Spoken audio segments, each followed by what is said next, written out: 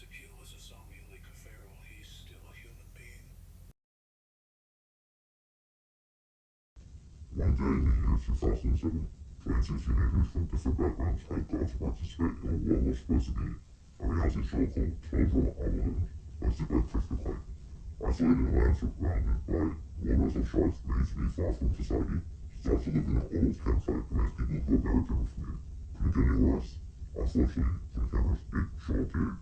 But in the worst way possible. Listen, before boys got you into telling the participants, we don't know of a man in the woods being a human being treated and ridiculed the extra her. All things the cameras pulled out behind me, the armed with a murder on the loose. No hope or help, nothing. The shots of the host, together with his crew, immediately fled from the island when the first kill was discovered and remained missing from the public after. Reports have been made from the family of missing teenagers, but not much research is on these young animals that were mentioned failing. What happened to the cameras remains a mystery. A month later, Chris arrives back on the island. He brought 2 people with him for help. It's been a while, Courtney. Left them to rot. Why didn't you get it? Because they killed 6 feet. Or it's because the content of my listing. Oh, when you did it. You're just doing it because you missed it being a good guy and it applies about who cares anyways. Just find him. When you find good news, and pray you don't end up the same way you think they did. First victim, Ezekiel. Rule 1. Find him quickly. Ezekiel was his old homeschool boy who lived on a farm, had so much things to learn about the world. It was a shame he was found in hiding out of his bunk bed and on a black crutcher in the kitchen hookup first, and in the tree hole in the woods. Chris, have you heard about it? His love for the game Ramsey. It's one of the few helpful games you know how to play. You'll hear a whisper in your ear, a mumble. You'll know what it is the first time. Don't ignore it. Listen to it very carefully. As you walk on the island, mumbling will be more clear. Keep paying attention. Once you make out 4 words, find it. Search everywhere. Quickly. You'll be given an homicide to do so. Repeat. Listen round to you. Find my leg, find my arm, find my torso, find my head. Different parts of him you must look for. If you do find him, he'll leave you for a while. If you don't, find yourself a good place to hide, because he'll be the one looking for you, and he's really good at the game. Victim 2. Wednesday 12. Silent Wednesday. Quit. Rule 2. Backstab is still a babysitter. Wednesday trusted a lot of people. She considered them friends. One of such people was Chris. But why did he leave her there to get her mouth sewn shut? Why did he leave her there to get thrown off a cliff and to deform her face? How do you feel, Chris? Do you feel terrified? Is it because the guilt is catching up to you?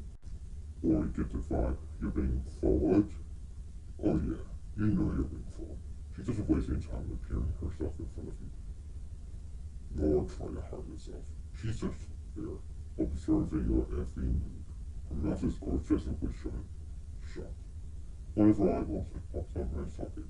One of her ears are missing. A stick is plunged right at her forehead.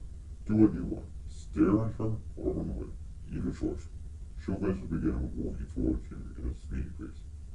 She catches you, you're finished. You run, she follows.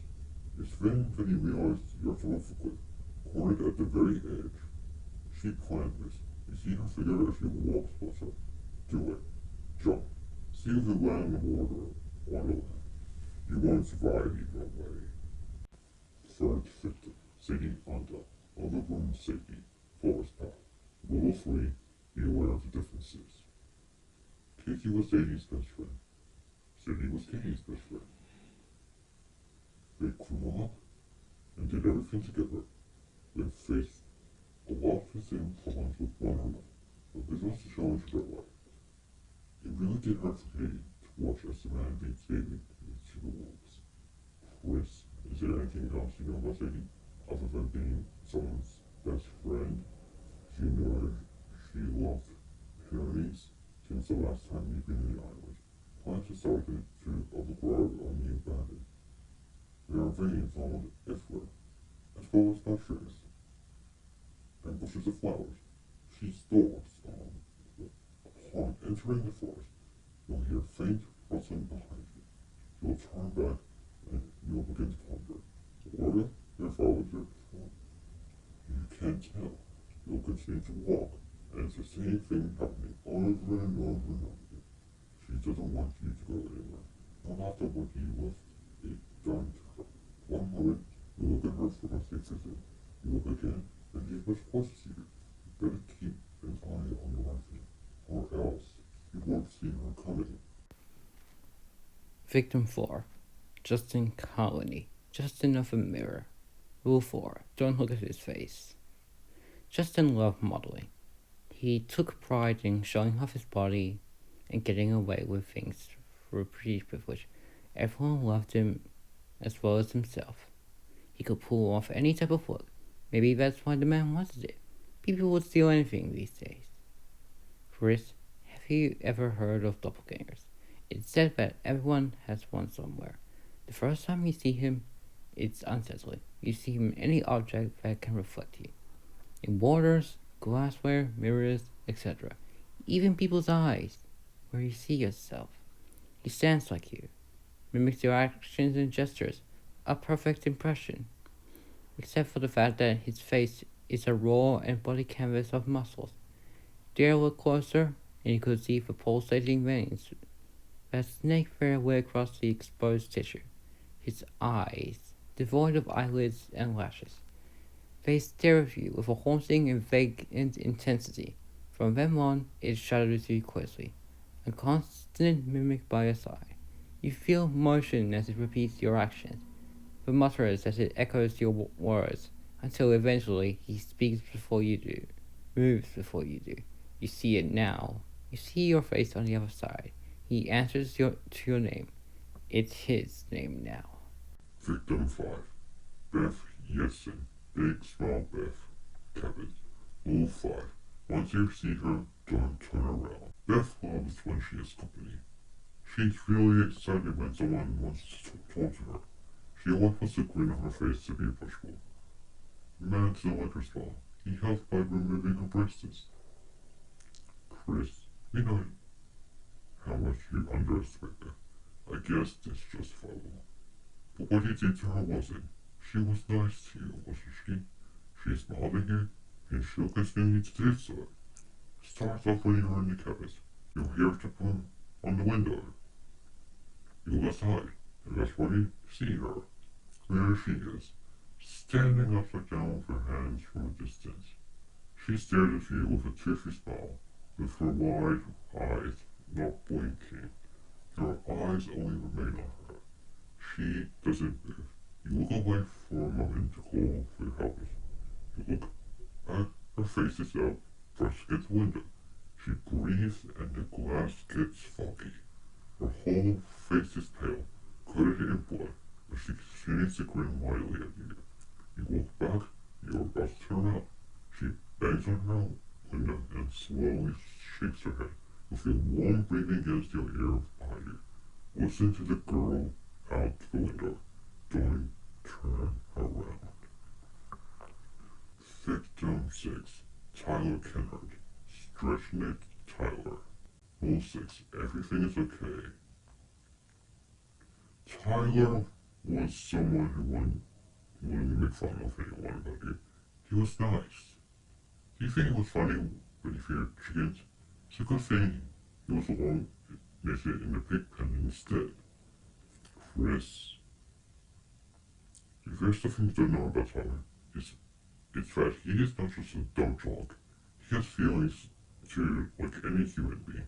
Once you're around where the pig pen is, you jump off a sudden loud, clear scream. That's when you know he was there. You won't see him for a while, but be cautious. Trust me when I say he sees you.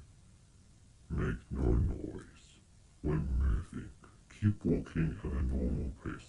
Pretend that scream didn't bother you at all. The grass shuffles as you walk. You hear the scream again. This time, it sounded closer. Keep walking. Keep your calm. That's the smartest thing you can do. You can feel the rain starting to drop on you. Look up to see the stars that once guided you. You've made it out of the forest. Who knew what could have happened to you in there? Just be glad he survived this one. It's out like the rain was in his ears. Just pretend you did not see his face staring above you. Victim 7. Noah Murderer. Noah of the Waters. Wakanda Lake. Rule 7. Mind your business. Noah was used to be picked on. Doesn't really bother him anymore. He just wished people believed him alive. But not in the sense of leaving himself in the forest to be strangled and drowned by a Ezekiel was not anything he could handle. Dogs and camels really messing with the dead. Chris, if that sounds like you, he just might be his type. He has an eye for an easy mark. Especially when you're lost in history and harm. You usually explore the forest to find no hope of escape, but suspicious of soft humming coming from near the pond in the wood. It belongs to him. You follow the voice, the darkness reaching you for you very slowly, and you see him alone in the center of life. His humming was smoothing. It was hypnotizing you. It gives you an unseasonable chill that crawls up your neck and gets you on the last nerve. That's how he plays the game. Delicate and calm. He gives you just enough rope to hang yourself. You only have one choice. You realize turning back won't get you anywhere. You must go for it. Do so very slowly. Or stay on the reach, or he'll drag you down to the depths of the river alongside him. Victim 8. Brontosaurus. Brick campfire area. Rule 8. Don't start a fire you can't finish. Bridget had a thing for surfing. She was a fan of waters. She loved everything but the ocean. It brought her mind peace, and surfing was the complete opposite of what she loved. Burning alive. Chris, I know it's real for you to get your grades, but it's always actively waiting on you to give it up. There's an energy in the campfire pit. Her temper begins to flare. You feel a sensation of warm presence. If you can't resist it, be inspired and continue your battles of keeping your sun down. If she wants to keep you from starting, fine, you can't finish. Nor will she forgive you for disrupting the peace, or help if you lose. She's a very good heart. She'll wait until you're away from the public before she strikes. Your only chance is to stare at them. Seek out her reflection to meet her blood type. What she looks like varies. Current skin, ashes of her brown hair, and wrinkles. She'll keep stalking you, having played the staring contest. You know, I came to find her due to death runnings, since she's a fan of large bodies of water. Owen was one of the kindest people you could ever meet. He was a very honest boy, very hungry as well. A patient boy. Jeff was a relaxed one, he is. He loved parties and throwing them. He'd invite anyone because he loved to share his joy with others. A chill person. Watch as they lose their patience being combined together.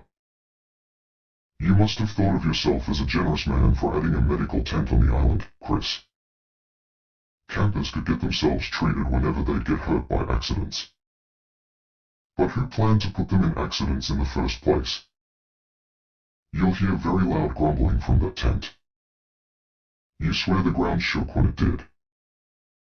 It's the big guy. He's hungry. You enter the tent, and you'll see one of the most horrific scenes displayed before your eyes. There he was. No. There they were. The big guy and the party boy. Conjoined and sewn together grotesquely and messily, it almost made you retch up. You hear their stomach grumble.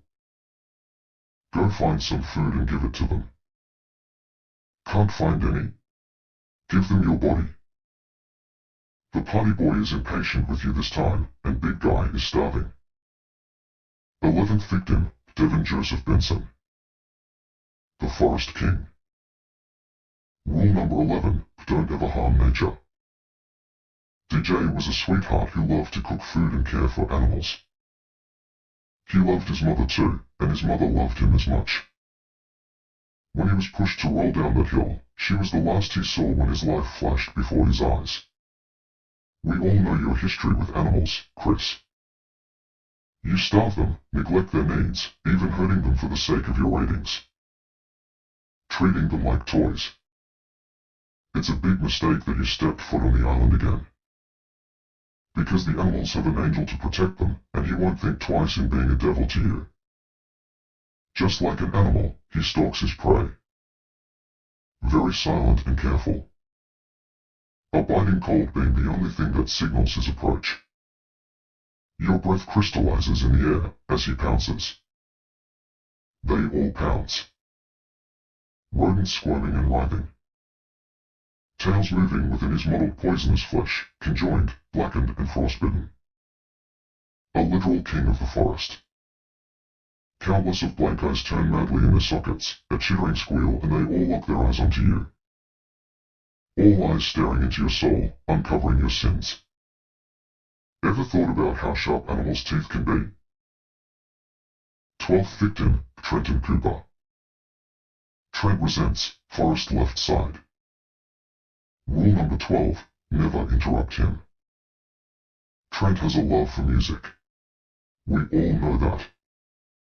He wished to be a well-known guitarist one day when he grows up. Instead, he was a fish caught in a hook. Now the only audience he can play to is the one in his imagination. Chris, you know that, right? Trent's dream? It's your fault he can never pursue it anymore. A musician's instrument is more than just junk. A lifetime of practiced fingers making songs from wood and wire, putting a piece of their soul into the music he plays. Do you think he'd let it go that easily? He'll let it slide just this once though. It starts with a single definite sound. The soulful whine of a guitar string, picking out an irregular and unpleasant tune. It repeats, like a song engraved into your brain. It then rises in pitch, causing you a headache and fatigue. It's really no surprise if you've already stumbled into his web. The thread of his vocal cords flay outward from his mouth. His mouth is closed, but you could hear mumbling without his moving lips. He stands from where he is. You don't know how, but he speedily walks your way. There's no point in running. Just pray that hell or heaven lets you in. 13th victim, Harold McGrady V. Bloodface Harold. Rule number 13, don't mess with things that aren't yours. Harold had so much potential in becoming an artist of battle.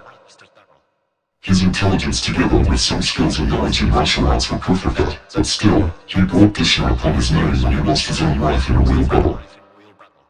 You're a man of greed, Chris. You take what you want because you think the world revolves around your dick.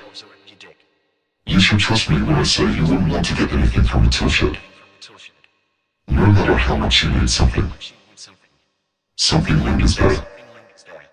But let's say you need it badly. Go for it, then. I'm not stopping you. Take the risk.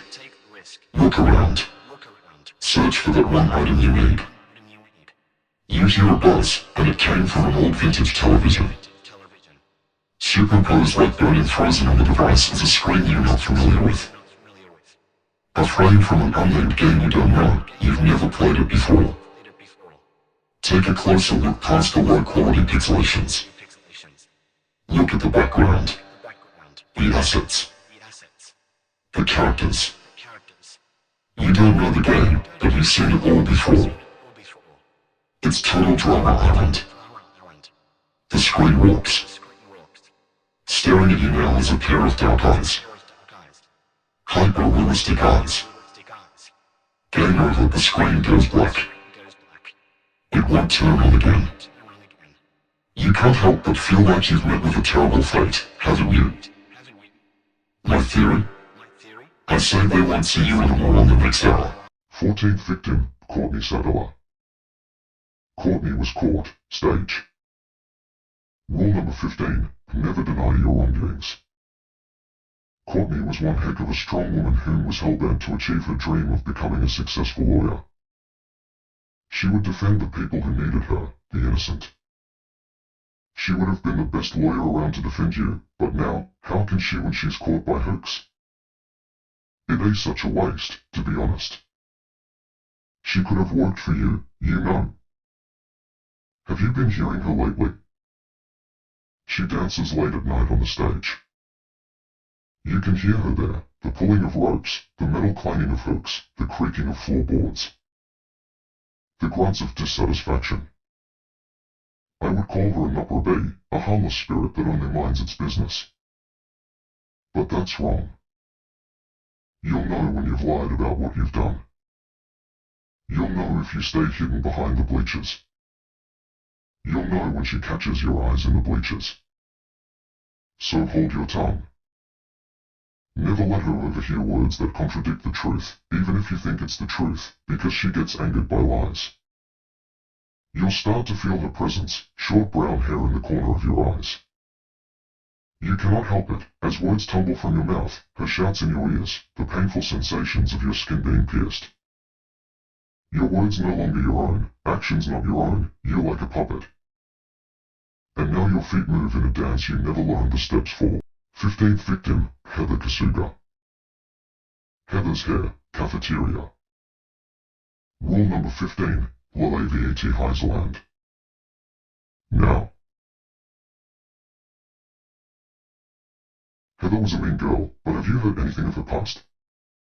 I don't think so. You would think she deserved what she got, because until the end, she was a cold and selfish person. No. She was just a kid. She begged and screamed for her life the night she was decapitated. How about it, Chris? Are you truly scared now? Is it because she's gone now? Because she's one that can haunt you now? You are correct. The Queen of Mean is out there for your head.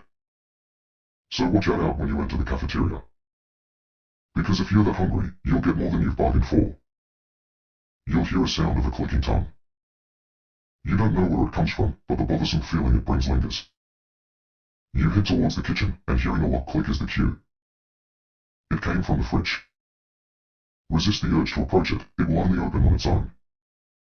You look at what's inside. Freeze. You are welcomed with a decapitated head with eyes opened, really intense ones staring right into your soul. It was twitching in ways that will make you hurl. You could see strands of hair moving and tangling and hanging the head from up high. Groups of hair move together, systematically like a spider hero's webs. You see it get closer every second. What are your final words? Did you really think you could run away this time? Then avoid the consequences again. What a fool.